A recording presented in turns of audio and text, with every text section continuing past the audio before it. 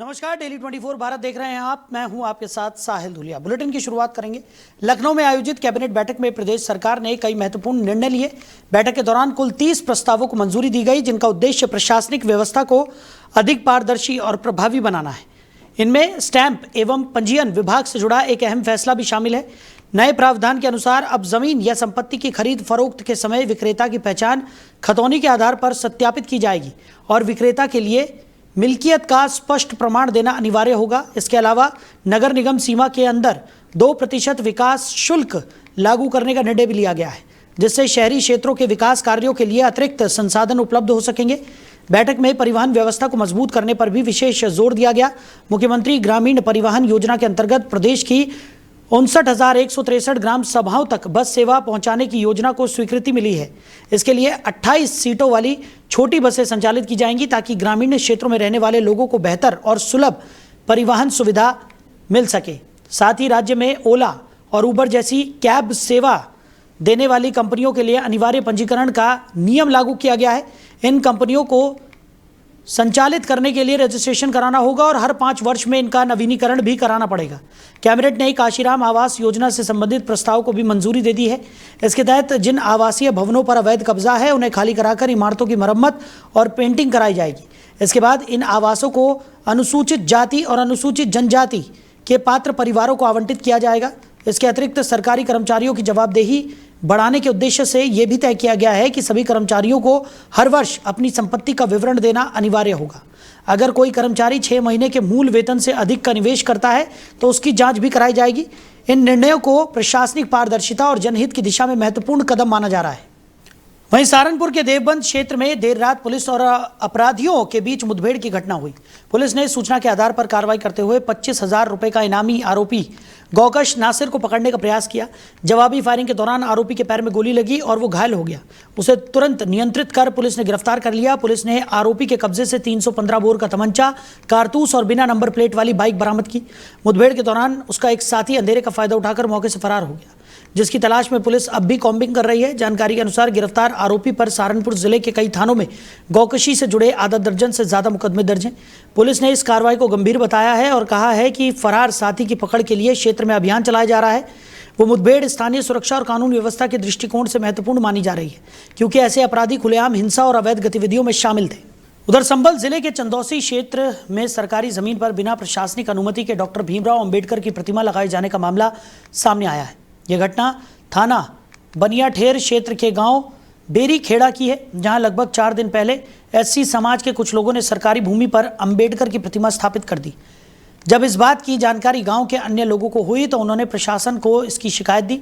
ग्रामीणों का कहना था कि प्रतिमा बिना अनुमति के लगाई गई है, जिससे भविष्य में विवाद की स्थिति पैदा हो सकती है और कानून व्यवस्था प्रभावित हो सकती है। सूचना मिलने के बाद प्रशासनिक अधिकारी और पुलिस बल मौके पर पहुंचे और पूरे मामले की जांच की। अधिकारियों ने प्रतिमा स्थापित करने वाले लोगों से अनुमति से संबंधित दस्तावेज मांगे, लेकिन जांच के दौरान यह स्पष्ट हो गया कि प्रतिमा लगाने के लिए किसी भी प्रकार की आधिकारिक अनुमति नहीं ली गई थी। नियमों के विरुद्ध पाए जाने पर प्रशासन ने प्रतिमा को वहां से हटाने के निर्देश दिए।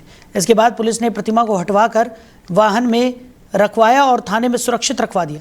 प्रतिमा हटाने की कार्रवाई के दौरान काफी संख्या में महिलाएं मौके पर पहुंच गई और उन्होंने विरोध भी जताया। महिलाओं का कहना था कि उसी स्थान के एक हिस्से में मंदिर भी बना हुआ है, जो बच्चों के खेलने वाली जगह के पास है। उन्होंने सवाल उठाया कि क्या मंदिर निर्माण के लिए भी प्रशासन से अनुमति ली गई थी। इस पर प्रशासनिक अधिकारियों ने स्पष्ट किया कि बिना अनुमति के किसी भी प्रकार की नई व्यवस्था या परंपरा शुरू करने की अनुमति नहीं दी जा सकती। अधिकारियों ने बताया कि जिस जमीन पर प्रतिमा लगाई गई थी वो सरकारी खाद के गड्ढे की भूमि है और वहां किसी भी प्रकार का निर्माण या स्थापना नियमों के अनुसार नहीं है। स्थिति को बिगड़ने से रोकने के लिए प्रशासन ने मौके पर मौजूद ग्रामीणों को समझाकर मामला शांत कराया। पूरे घटनाक्रम के दौरान पुलिस और प्रशासनिक अधिकारी मौके पर मौजूद रहे और कानून व्यवस्था बनाए रखने के लिए सतर्कता बरती गई। वहीं पीलीभीत जिले के कलीनगर तहसील क्षेत्र की ग्राम पंचायत मलपुर खजूरिया में विकास कार्यों के नाम पर सरकारी धन के दुरुपयोग का मामला सामने आया है। क्षेत्र पंचायत सदस्य ने इस मामले को लेकर जिलाधिकारी को एक पत्र सौंपा है, जिसमें उन्होंने गंभीर आरोप लगाते हुए कहा कि ग्राम पंचायत में वर्ष 2021 से अब तक कई विकास कार्य केवल कागजों में ही दिखाए गए हैं, जबकि जमीन पर कोई वास्तविक कार्य नहीं कराया गया। आरोप है कि ग्राम निधि से करीब 50 लाख रुपए और प्रशासनिक खर्च के नाम पर कई लाख रुपए का गबन किया गया है। पत्र में यह भी बताया गया कि इस मामले की शिकायत पहले भी शपथ पत्र के साथ 2 बार प्रशासन को दी जा चुकी है। 23 जुलाई 2024 को, 26 सितंबर 2025 को कुछ ग्रामीणों ने भी जिलाधिकारी को लिखित शिकायत देकर पंचायत के विकास कार्यों और प्रधान द्वारा अर्जित की गई संपत्ति की निष्पक्ष जांच कराने की मांग की थी। बावजूद इसके अब तक इस मामले में किसी प्रकार की जांच नहीं कराई गई है, जिससे शिकायतकर्ताओं में नाराजगी बढ़ती जा रही है। क्षेत्र पंचायत सदस्य ने अपने पत्र में मांग की है कि वर्ष 2021 से अब तक पंचायत में हुए सभी विकास कार्यों की निष्पक्ष जांच कराई जाए और अगर सरकारी धन का दुरुपयोग पाया जाता है तो उसकी रिकवरी की जाए। साथ ही दोषियों के खिलाफ सख्त कार्रवाई भी की जाए। उन्होंने चेतावनी दी है कि अगर जल्द ही इस मामले में निष्पक्ष जांच और उचित कार्रवाई नहीं की गई तो वो आत्महत्या करने को मजबूर हो सकते हैं। उन्होंने ये भी कहा कि अगर ऐसा कोई कदम उठाना पड़ा तो इसकी पूरी जिम्मेदारी ग्राम प्रधान, रोजगार सेवक और जिला प्रशासन की होगी। इस मामले ने स्थानीय प्रशासन की कार्यप्रणाली और पंचायत स्तर पर होने वाले विकास कार्यों की पारदर्शिता पर गंभीर सवाल खड़े कर दिए हैं। क्या नाम है आपका? क्षेत्र पंचायत सदस्य महेश कुशवाहा, निवासी ग्राम न्यूरिया, ग्राम पंचायत मलपुर खुजरिया। महेश कुशवाहा जी, आपने आत्महत्या की चेतावनी दी है, क्या मामला है? मामला यह है सर कि 19 माह बीत चुके हैं, 2 बार शपथ पत्र दे चुके हैं निष्पक्ष जांच कराने के संबंध में। धरातल पर जो है विकास कार्य ना कराकर सिर्फ कागजों में ही कार्य दर्शाकर सरकारी धनराशि का गबन किया जा रहा है। अच्छा, पूर्व में जांचें तो हुई थी आपकी ग्राम पंचायत में? कोई जांच नहीं हुई है। जांच में केवल खानापुरी की गई है।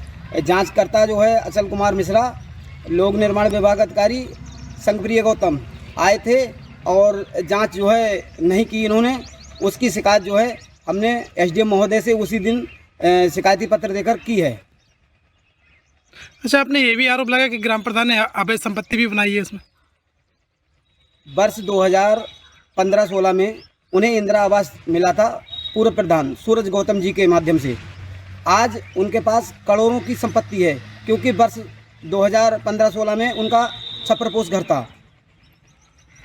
अच्छा, क्या चाहते हैं आप?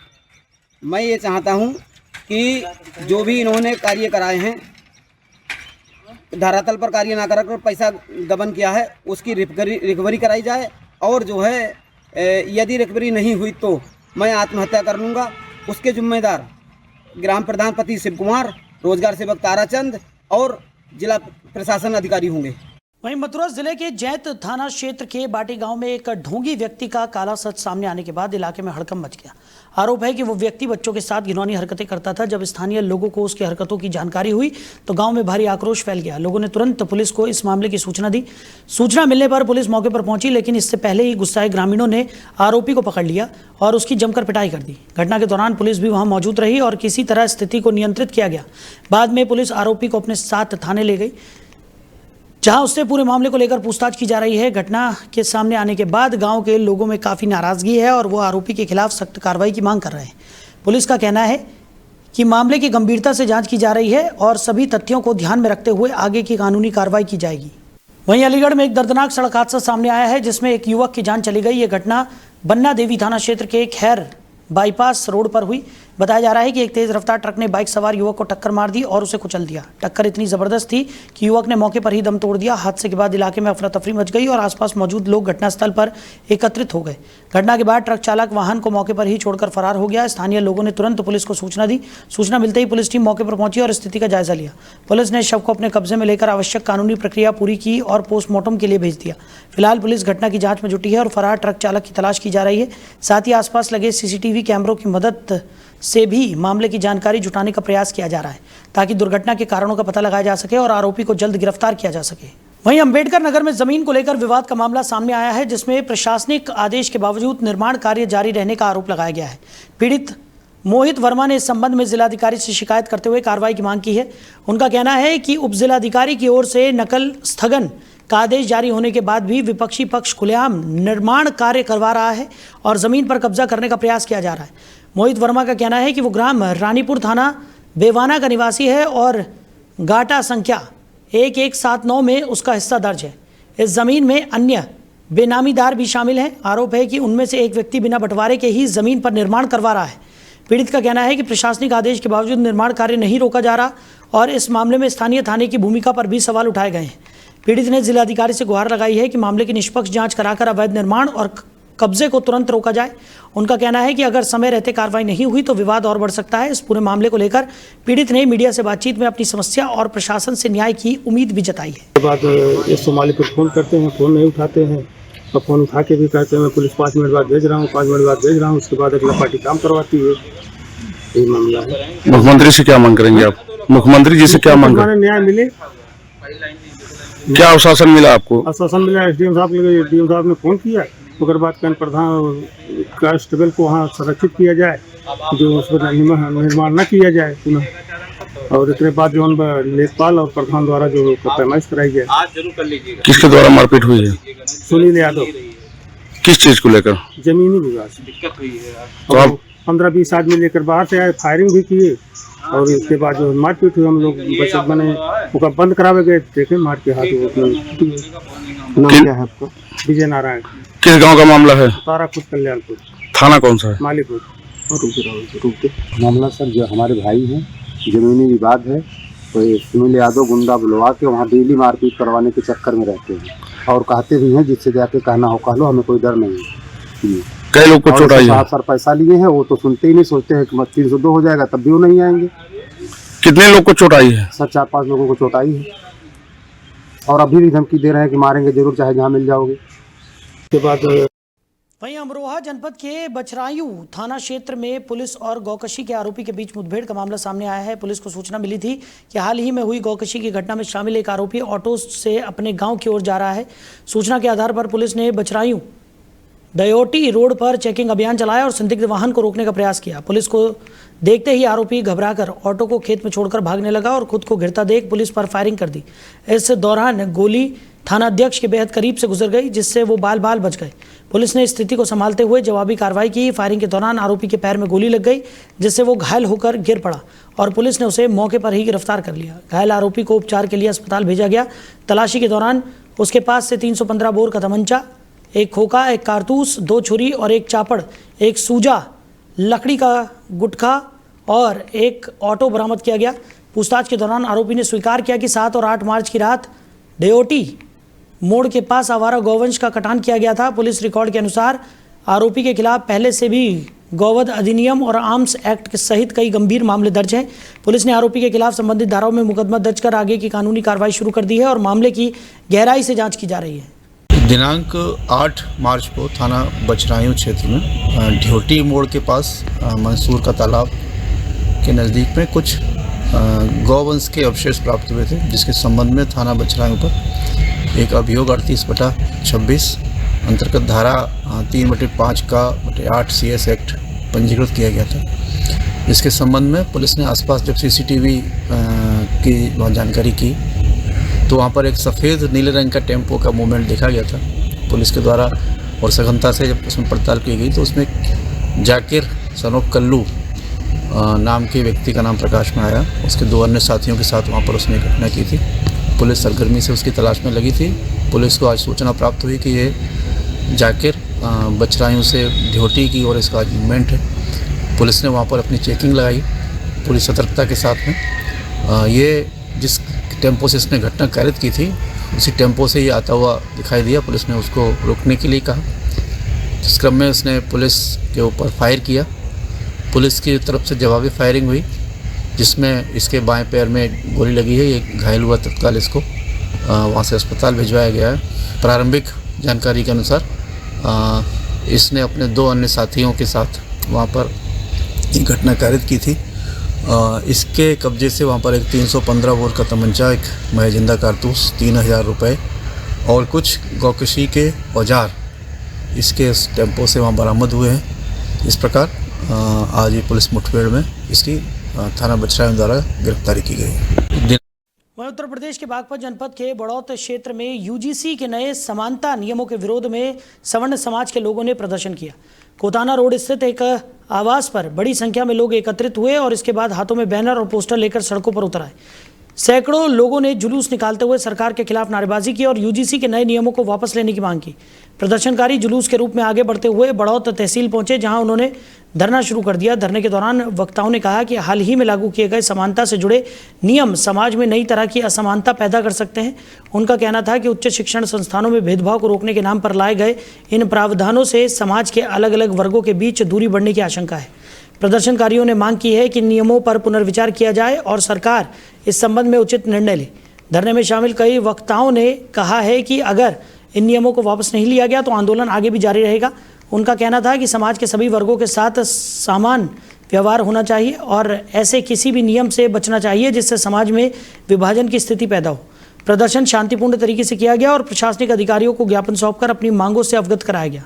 यूजीसी 2026 जो रेगुलेशन जो आई है, जो देश को तोड़ने के लिए केंद्र सरकार द्वारा विभाजनकारी जो कानून लाया गया है, इसको जल्द से जल्द वापस लेना होगा। नहीं देश में जो है देखें गली गली सड़कों पर अधिवक्ता वर्ग, जन सामान्य वर्ग, प्रबुद्ध वर्ग, सब सामान्य वर्ग यहाँ उतरा हुआ है। देखिए देश की जो गैर सनातनी सरकार है देश को तोड़ने का जो काम कर रही है, पहले हिंदू मुस्लिम के नाम पर इन्होंने राजनीति करी, अब हिंदुओं में भी सनातनी समाज के अंदर जो इसको तोड़ने का काम कर रही है। देश में अगर जल्दी इन्होंने 19 मार्च को माननीय सुप्रीम कोर्ट के समक्ष जो है हियरिंग है, देखते हैं इनका क्या जवाब आता है। ये गैर सनातनी सरकार है, इसने अपने आप को सिद्ध कर दिया है कि इसमें अभी तक माननीय सुप्रीम कोर्ट ने बोला था, अभी चाहते तो ये वापस ले सकते थे, लेकिन अभी भी इन्होंने नहीं लिया है। रोल बैक के लिए सामान्य जातीय सब वर्गों में उतरी है। मोदी जी ने कानून बांटने वाला कराए समाज को। ब्राह्मण को जेल में डालना चाहता है, बनिया को जेल में डालना चाहता है, जैन समाज को जेल में डालना चाहता है, रवा राजपूत को जेल में डालना चाहता है, ठाकुर को जेल में डालना चाहता है, जाट उत्तर प्रदेश को छोड़कर जो अन्य है उसको भी जेल में डालना। सारी सामान्य जातियों को एससी ओबीसी से लड़ाने का काम मोदी जी ने करा है। मोदी जी का वादा क्या था, एक रहोगे तो सेफ रहोगे। अब कह रहे हैं कि पूरे भारत को तोड़ूंगा जब सेफ रहूंगा। बटोगे तो कटोगे। अगर ये पूरी नहीं होती मांग तो क्या? मांग पूरी नहीं होती, पूरे देश में आंदोलन चलेगा और सुप्रीम कोर्ट ने संज्ञान ले रखा है, रोक लगे और निश्चित ये कानून खत्म होगा। आज कहाँ जा रहे हो? आज हम बड़ौत तहसील में धरना प्रदर्शन करने के लिए जा रहे हैं, ज्ञापन देने के लिए जा रहे हैं प्रधानमंत्री जी को, राष्ट्रपति जी को, चीफ सुप्रीम कोर्ट को। यूजीसी 2026 जो वहीं बागपत जनपद के बड़ौत नगर स्थित श्री शिवा शिव गुरुकुल स्वाध्याय केंद्र संस्कृत विद्यालय परिसर में एक बैठक आयोजित की गई, जिसमें यूजीसी से जुड़े नए कानून को लेकर चर्चाएं की गई। इस दौरान संस्कृत विद्यालय के आचार्य पंडित संदीप दत्त शास्त्री ने अपने विचार व्यक्त करते हुए कहा कि सुप्रीम कोर्ट की ओर से यूजीसी के नियमों पर लगाई गई रोक का स्वागत किया जाना चाहिए। उन्होंने कहा कि यह कानून सामान्य वर्ग के हितों पर प्रतिकूल प्रभाव डाल सकता है, इसलिए इसे वापस लिया जाना चाहिए। बैठक में मौजूद लोगों ने इस विषय पर चिंता जताई और कहा कि अगर सरकार इस कानून को वापस नहीं लेती तो ब्राह्मण समाज और संस्कृत विद्यालय के विद्यार्थी आंदोलन के लिए मजबूर हो सकते हैं। वक्ताओं का कहना था कि इस कानून से समाज के एक बड़े वर्ग के साथ अन्याय होने की आशंका है, इसलिए सरकार को इस पर गंभीरता से विचार करना चाहिए। कार्यक्रम के दौरान उपस्थित लोगों ने यह भी कहा कि अगर उनकी मांगों को अनदेखा किया गया तो समाज के लोग सड़कों पर उतरकर विरोध प्रदर्शन करेंगे। साथ ही ये भी बताया गया कि 9 मार्च को बड़ौत तहसील परिसर में उपजिलाधिकारी को राष्ट्रपति के नाम एक ज्ञापन सौंपा जाएगा, जिसमें इस कानून को वापस लेने की मांग की जाएगी। इस बैठक में कई आचार्य और गणमान्य लोग मौजूद रहे, जिन्होंने कानून के विरोध में एकजुटता दिखाते हुए आगे की रणनीति पर भी चर्चा की। आप नेशनल खेलने के लिए जा रहे हो, कहाँ जा रहे हो? मेरा नाम स्वाया मेरा नाम श्री संदीप गौतम जी है। मैं मध्य प्रदेश 30 तारीख में जा रहा हूँ। यूजीसी जो है स्वर्ण जाति के लिए एक जो है जहर है, जो सरकार ने जो है राज्य में पूरे देश में जो ये घोलने का यूजीसी की कोई ज़रूरत ही नहीं थी ना। ये तो अपनी राजनीतिक स्टंट की वजह से जो है यूजीसी लाने की कोशिश कर रही है। और हम ब्राह्मण हैं, आज तक न किसी के सामने झुके हैं न झुकेंगे। सरकार को झुकना ही पड़ेगा, क्योंकि ये जो है सब इनका राजनीतिक स्टंट है। ब्राह्मण, बनिया और ठाकुर जो है बीजेपी का एक मुश्त वोट था, अब ये वोट इन्हें जाने वाला नहीं है। अगर यूजीसी इन्होंने वापस नहीं ली तो स्वर्ण जाति जो है एकदम सड़क पर होगी और इन्हें ये कानून जो काला कानून जो है इन्हें वापस लेना पड़ेगा। मैं श्री शिव गुरुकुल स्वाध्याय केंद्र का विद्यार्थी हूँ। और हमारे गुरुजी का नाम श्री संदीप गौतम गुरुजी का नाम है। और मेरा हो गए 23 तारीख से मैं चल गई मध्य प्रदेश। उसके बाद ये सब मेरे भाई के ये सब गैर में जा गया हमारे मध्य प्रदेश में चले। उन पर जो सरकार जो है तरह तरह के जैसे जो यूजीसी लाई ना, ये ब्राह्मण को जो है नीचा दिखाने के लिए। हम तो ब्राह्मण हैं, मांग के भी गुजारा कर लेंगे, पर सरकार कैसे कर पाओगे? हमने तो प्रदेश में देख लो, जिसकी सरकार चाहिए उसकी बनवाए। वहीं बलिया जनपद के रतसर नगर पंचायत क्षेत्र में एक नए प्लांट का उद्घाटन किया गया। इस अवसर पर कार्यक्रम का आयोजन किया गया, जिसमें स्थानीय लोगों की उपस्थिति भी देखने को मिली। सोहेल देव भारतीय समाज पार्टी के प्रदेश अध्यक्ष और नगर पंचायत के चेयरमैन प्रतिनिधि पवन सिंह ने फीता काटकर इस नए प्लांट का शुभारंभ किया। उद्घाटन के बाद उन्होंने कहा कि इस प्लांट के शुरू होने से क्षेत्र के लोगों को काफ़ी सुविधा मिलने की उम्मीद है। उन्होंने बताया कि शहर के भीड़भाड़ वाले इलाकों में ज़मीन की कमी और बढ़ती कीमतों के कारण लोगों को घर बनाने में दिक्कतों का सामना करना पड़ता है। ऐसे में इस नए प्लांट के खुलने से लोगों को उचित दरों पर ज़मीन उपलब्ध हो सकेगी, जिससे वो आसानी से अपने घर का निर्माण कर सकेंगे। ये कदम स्थानीय निवासियों की ज़रूरतों को ध्यान में रखते हुए उठाया गया है। उन्होंने ये भी कहा कि नगर पंचायत के विकास को लेकर लगातार प्रयास किए जा रहे हैं। क्षेत्र में आधारभूत सुविधाओं को बेहतर बनाने और लोगों को राहत देने के लिए कई योजनाओं पर काम किया जा रहा है। इस पहल से न केवल स्थानीय लोगों को लाभ मिलेगा, बल्कि रतसर नगर पंचायत के विकास को भी नई गति मिलेगी और आने वाले समय में क्षेत्र में और भी विकास कार्य देखने को मिलेंगे। आज कुछ हमारे मित्रों द्वारा यहाँ पे नगर पंचायत रेस्टोरेंट में एक प्लाट नगरवासियों के लिए लाया गया है, जिसका अभी डेकोरेशन चल रहा है। आज उद्घाटन है उसका, और इससे हम लोग को विकास में काफ़ी योगदान मिलेगा। जो लोग कस्बे में भीड़ में अपना जीवन यापन कर रहे हैं, प्रयास रहेगा कि वो लोग अपना बाहर भी यहाँ पे आनंद ले और ताज़े हवा यहाँ पे मिलेगा। और बगल में जो रोड आप देख रहे हैं कि काफ़ी चौड़ा रोड है, और आगे PWD का जो रास्ता चल रहा है, संभवतः इस साल के लास्ट तक ये चौड़ीकरण में निर्माण कार्य चालू हो जाएगा। और इस हिसाब से मैं कहूँगा कि ये जो प्लाटिंग का काम है बहुत बेहतरीन आगे चलते होने वाला है। रोड, नाली, लाइट, हर व्यवस्था रहेगी। अभी अभी भैया सब बात कहे हैं यहाँ पे, उनके द्वारा और भी यहाँ पे भविष्य में अच्छा निर्माण किया जाएगा। लोगों की सुविधा के लिए आप लोग किस तरह के आप लोग सोच बनाए हैं यहाँ पे लोगों को सुविधा देने के लिए? अच्छे चौड़े रोड सब दिए गए हैं, पास में भी चौड़े रोड होने वाली है। बाज़ार से बिल्कुल नज़दीक है हमारा प्लाट है। 3 किलोमीटर पे स्पोर्ट कॉलेज भी हो रहे हैं यहाँ पे। आज के कार्यक्रम का मुख्य अतिथि कौन है सर? हमारे कौन भैया हैं। हम हर संभव प्रयास करेंगे कि हर प्रकार की सुविधा जैसे लोगों की सुविधा हो उसके हिसाब से। क्या यहाँ पे दिए हैं आप लोगों की सुविधा? अभी तो हम लोग यहाँ पे थोड़ा बड़ा किए हैं, अभी आगे और ज़्यादा करेंगे। और चेयरमैन साहब का और कौन भैया का आशीर्वाद रहा, इनसे हम यहाँ जो ये रोड देख रहे हैं टोटल नगर पालिका में आता है, इनसे आग्रह करेंगे, इनसे निवेदन करेंगे, इसको लागू करेंगे। वहीं राजधानी लखनऊ के मोहनलालगंज कोतवाली क्षेत्र के सिसेंडी कस्बे में सोमवार देर शाम एक दिल दहला देने वाली घटना सामने आई, जिसने पूरे इलाके में सनसनी फैला दी। यहाँ एक घर के अंदर मां और उनके दिव्यांग बेटे की बेरहमी से हत्या कर दी गई। घटना की जानकारी मिलते ही आसपास के लोग स्तब्ध रह गए और क्षेत्र में भय का माहौल बन गया। प्राप्त जानकारी के अनुसार हमलावरों ने महिला की पानी से भरे टब में डुबोकर हत्या कर दी। इसके बाद उसके दिव्यांग बेटे को भी मौत के घाट उतार दिया गया।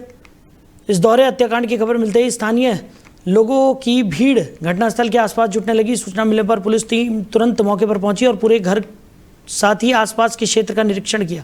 पुलिस ने आवश्यक साक्ष्य जुटाए और इसके साथ मामले की जांच शुरू कर दी है। साथ ही हत्या के पीछे के कारणों का पता लगाने और आरोपियों तक पहुंचने के लिए आसपास के लोगों से पूछताछ की जा रही है।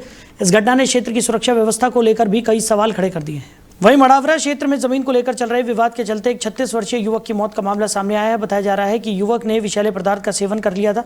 घटना के बाद परिजन उसे आनंद फानन में सामुदायिक स्वास्थ्य केंद्र मड़ावरा लेकर पहुंचे, जहां डॉक्टरों ने जांच के बाद उसे मृत घोषित कर दिया। इस घटना के बाद परिवार में कोहराम मच गया और परिजनों का रो रो कर बुरा हाल है। विवाद पर जमीनी विवाद पीछे है और वो आगे चाहते हैं पूरा उनका। अच्छा। और गरीब आदमी है, सब हम क्या करें। कितने दिन से चल रहा है ये कम से 8-10 दिन से पुलिस परेशान, रोज ही ना परेशान कर रही, रोज ही ना दो दरोगा पहुंच रहे, पुलिस वाले पहुंच रहे। अच्छा, किस लिए पहुंच रहे हैं? दूसरे कैसे में फंसवा रहा रब्बू भाई से, रब्बू खन्ना फंसवा रहे हैं। अच्छा, तो ये धमकी कब दी थी? धमकी कल दी थी शाम को। अच्छा। जब वो वहाँ से काम करके लौट रहा था। अच्छा, इनकी डेथ कहाँ हुई? खेत पर। तो कैसे हुई डेथ? उन्होंने दवाई पी ली, हमको बताया नहीं। अच्छा। सुबह हमको पता है, हम तुरंत यहाँ अस्पताल आए, यहाँ बता दिया, खत्म। सालों से जमीनी विवाद जमीनी विवाद चल रहा किससे चल रहा था? ये रब्बू खन्ना और प्रदीप जैन और संजू खन्ना, इन लोगों से विवाद चल रहा था। ये लोग धमकी दे रहे थे जान से मारने की, कि हमारा जगह छोड़ोगा उधर पे हमारी है। क्या उनकी जगह है? क्या नहीं है, उनकी जगह नहीं है। उनने पीछे ली अपनी जगह, वो आगे लेने आ रहे हैं। उनकी जगह बिल्कुल नहीं है। हमारे बाप दादा की पुरानी जगह है, वो बाप दादा की 50 साल से पुरानी है जगह। क्या हुआ फिर? फिर कुछ नहीं, उसके चलते इन्होंने धमकाया, डराया, पुलिस वाले को पहुँचाया, डरा धमका रहे थे, कल भी डरा धमका रहे थे। उसी कारण उसके सेवन की उसके कारण से मेरे चाचा ने दवाई पी ली। चाचा। वहीं सीतापुर जनपद के पवित्र तीर्थ नैमिषारण्य स्थित मां ललिता देवी मंदिर में उस समय हल्की विवाद की स्थिति बन गई जब शंकराचार्य स्वामी अविमुक्तेश्वरानंद सरस्वती मंदिर परिसर में पहुंचे। बताया जा रहा है कि वो वाहन से मंदिर प्रांगण के अंदर तक आ गए थे। इसी दौरान मंदिर के प्रथम पुजारी ने मंदिर परिसर में वाहन लाने पर आपत्ति जताई और इसका विरोध किया। उनके अनुसार मंदिर की परंपरा और नियमों के तहत वाहन को भीतर लाने की अनुमति नहीं होती। पुजारी के विरोध के बाद स्थिति को देखते हुए वाहन को मंदिर परिसर से बाहर कर दिया गया। इसके बाद शंकराचार्य वाहन से उतरकर पैदल ही मंदिर के गर्भगृह तक पहुंचे। वहां उन्होंने विधि विधान के साथ मां ललिता देवी के दर्शन किए और पूजा अर्चना की। घटना के दौरान मंदिर परिसर में मौजूद श्रद्धालुओं और स्थानीय लोगों के बीच कुछ देर तक इस विषय को लेकर चर्चाएं होती रही। वहीं बलिया जनपद के हल्दी थाना क्षेत्र के बबुआपुर गांव में एक नाबालिग किशोर का शव मिलने से इलाके में सनसनी फैल गई। जानकारी के अनुसार 15 वर्षीय रितेश यादव का शव संदिग्ध परिस्थितियों में बरामद हुआ है। शव मिलने की खबर फैलते ही गांव में लोगों की भीड़ जमा हो गई और परिवार में शोक का माहौल बन गया। घटना की सूचना मिलते ही पुलिस टीम मौके पर पहुंची और शव को कब्जे में लेकर जांच शुरू कर दी। प्रारंभिक जांच के दौरान शव के कान के पास चोट के निशान पाए गए हैं, जिसके चलते पुलिस हत्या की भी आशंका से इनकार नहीं कर रही है। मामले की गंभीरता को देखते हुए फॉरेंसिक टीम को भी मौके पर बुलाया गया, जिसने घटनास्थल से साक्ष्य जुटाने का काम शुरू कर दिया है। सूचना मिलने पर अपर पुलिस अधीक्षक भी भारी पुलिस बल के साथ मौके पर पहुंचे और पूरे घटनास्थल का निरीक्षण किया। जनपद बलिया के थाना हल्दी के अंतर्गत बबुआपुर गांव में एक 15 वर्ष के लड़के की डेड बॉडी मिली हुई है। प्रथम दृष्टया उसके कान पर चोट के निशान है। शव को पोस्टमार्टम के लिए भिजवा दिया गया है। पुलिस मौके पर मौजूद है और पीड़ित परिवार के संपर्क में है और प्रकरण में वैधानिक कार्रवाई प्रचलित है। जनपद बलिया के थाना हल्दी के अंतर्गत बबुआपुर गांव में एक 15 वर्ष के लड़के की डेड बॉडी मिली हुई है। तो फिलहाल इस बुलेटिन में मेरे साथ इतना ही। आप बने रहिए। नमस्कार।